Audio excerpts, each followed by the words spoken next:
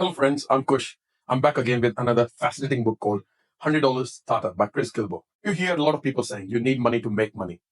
What if I tell you you just need $100 and some creativity and you can have your own profitable business? That's the promise of Chris Guillebeau. Michael Dell once said, you don't need to be a genius or a visionary or even a college grad to be successful.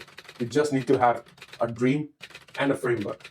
You can build your own business. In this video today, we're going to be covering the stories and the lessons from this book. The stories of the people who have started with almost nothing, just some idea, and maybe a little cash, like $100. And they have been able to build your own businesses. They have been able to get out of the 9 to 5 grind, which most of the people want. So why not we dive into this video and cover 3 things. First, how to start the business with a pocket change. Second, you don't need to reinvent the wheel while you're building the business. Third, how you can convert your skills and passion into a money-making machine. So if you have been thinking about creating your own business and always keeping on the side that you don't have enough time, money, or experience, this video is for you. We'll be covering fascinating lessons from these books, and I can guarantee you towards the end of this video, you will say, hey, I can do it. So let's dive in. Key lessons from Chris Guillebeau, $100 Startup. 1. Start small, dream big. Your big idea is already in you, all right. First things first. You don't need to invent the next iPhone. Chris says your first business doesn't have to be a revolutionary idea. It just needs to be something you're good at and something people are willing to pay for. Look at what you already know or enjoy doing and start from there. Example time. Benny Lewis was just a guy who loved learning languages. He saw that people struggled to learn languages quickly. So he began selling language learning tips online. Simple, right? But guess what? He built a full-time income from it, all while traveling the world. Takeaway.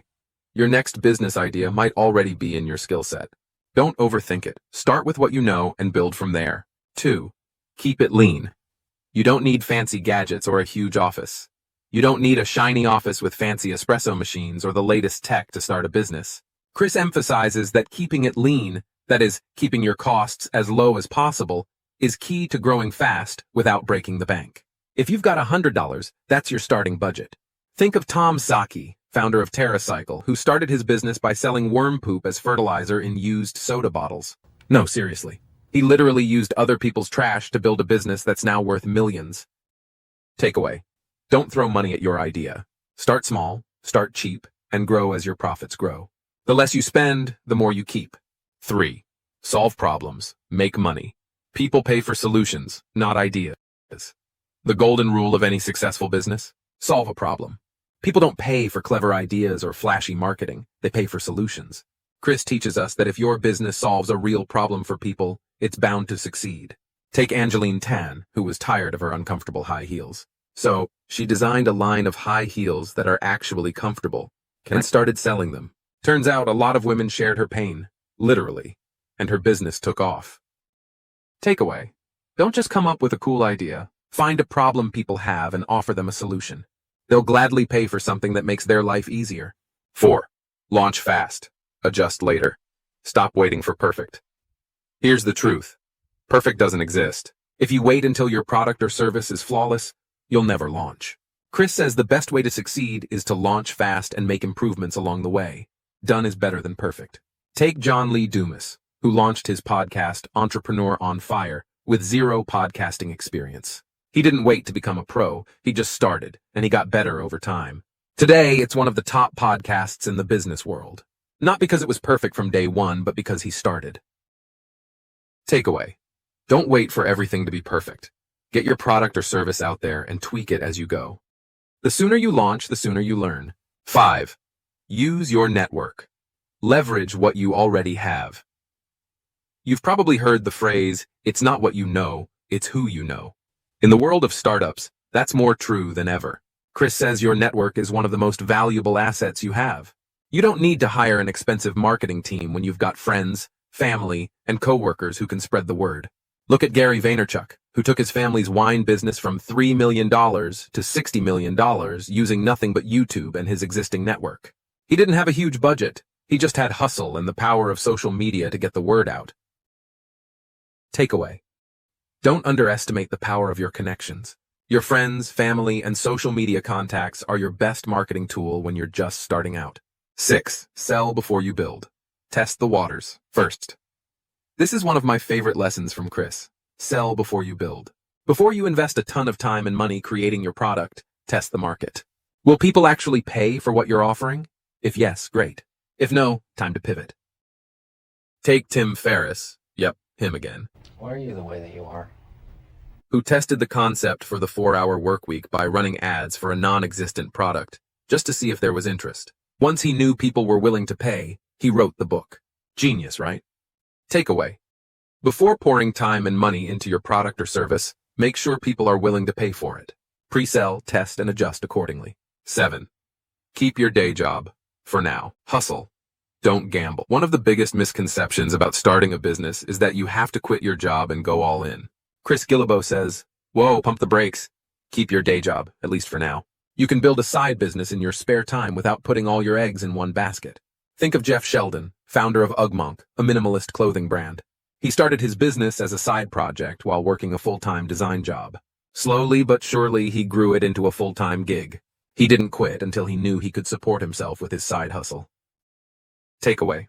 Don't take unnecessary risks. Start your business on the side, and once you're sure it's bringing in steady income, then you can think about going full-time. 8. Take small risks. Reap big rewards. Don't gamble the farm. When you're starting a business with just $100, it's important to remember that small risks can lead to big rewards. Chris explains that you don't need to gamble everything to see success. In fact, the beauty of the $100 startup model is that you can test ideas with very little investment and learn as you go. Example. Steve Cho, co-founder of MyWifeQuitHerJob.com, didn't throw all his money into one big business idea. Instead, he and his wife started selling handkerchiefs online as a small experiment. They invested just a few $100s to get started and quickly saw a profit. From that small risk, they built a 6-figure business that allowed his wife to quit her full-time job. Takeaway. Don't feel like you need to take huge risks to succeed. Start small, test your idea, and grow from there. Sometimes the smallest risks pay off in the biggest ways. 9. Master the art of marketing. You don't have to be a salesperson to sell. Here's a truth bomb. You don't need to be a smooth-talking salesperson to market your side hustle. In fact, Chris argues that authentic, genuine marketing beats pushy sales tactics every time.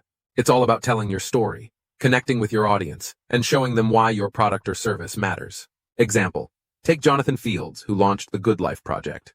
He didn't hire an expensive marketing team or flood the internet with ads. Instead, he shared his passion for living a meaningful life and built a loyal following by being real. His marketing was simply his story, and people connected with that. Takeaway. Don't think you need to be a marketing genius to succeed. Just be genuine, tell your story, and show people why your product will make their lives better. People buy from people, not faceless brands. Conclusion. And that's it. Those are key lessons from the $100 Startup by Chris Guillebeau. Whether you've got $100 or $1,000, the principles stay the same. Start small, solve problems, and grow as you go. You don't need a ton of money or experience to succeed, just a good idea and the drive to make it happen. If this video inspired you to start your own $100 startup, please give it a thumbs up. Also, subscribe to Book Bites Club for more insights from the best business books. Remember, the best time to start is now, so take that small step today. And who knows, maybe your $100 startup will turn into a 6-figure success story. Until next time, keep hustling and stay creative.